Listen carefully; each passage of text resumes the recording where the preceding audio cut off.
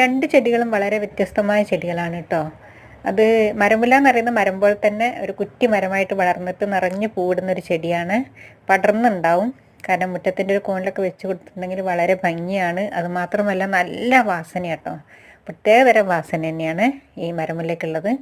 കാരണം കുഞ്ഞ് ഇലകളൊക്കെ പ്ലാസ്റ്റിക്കിൻ്റെ ഇലകൾ പോലെയാണുള്ളത്.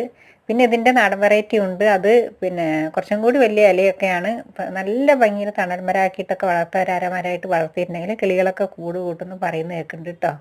എൻ്റെ കയ്യിലില്ല, ഹൈബ്രിഡ് ഇനം മാത്രമേ ഇപ്പം എൻ്റെ കയ്യിൽ തൽക്കാലം ഉള്ളൂ.